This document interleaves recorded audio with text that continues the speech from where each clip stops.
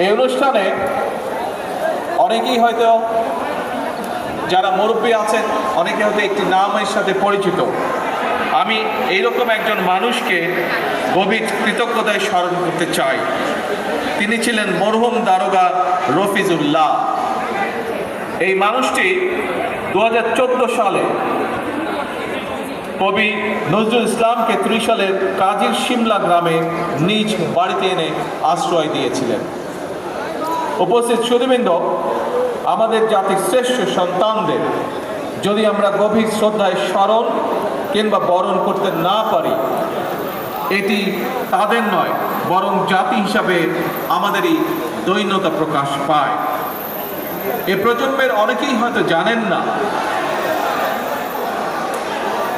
এই প্রজন্মের অনেকেই হয়তো জানেন না 1976 সালে ঢাকা সরেউকি উদ্যানে জাতীয় কবির নামাজে জানাজার পর কবির লাশবাহী খাটিয়া যারা কাঁধে করে বহন করেছিলেন তাদের মধ্যে অন্যতম ছিলেন শহীদ রাষ্ট্রপতি জিয়াউর রহমান।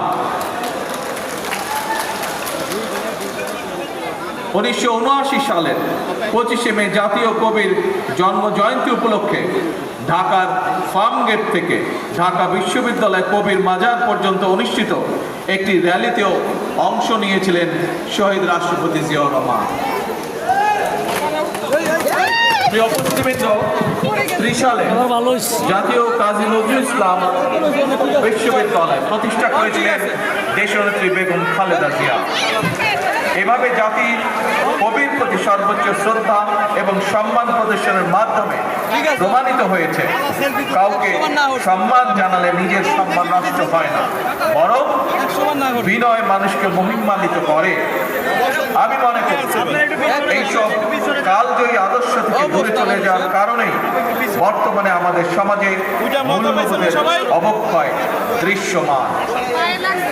সম্মানিত সুধীবৃন্দ, আমাদের জাতীয় ইতিহাসে অবিস্মরণীয় নাম কাজী নজরুল ইসলাম।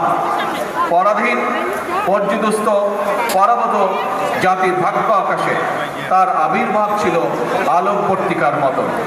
আমাদের আশা, আকাঙ্ক্ষা, স্বপ্ন, সংগ্রাম, সাহিত্য, সংস্কৃতি, ইতিহাস, ঐতিহ্য তার রচনার মধ্যে মহিমাময় সৌন্দর্য নিয়ে বাক্সময় রয়েছে।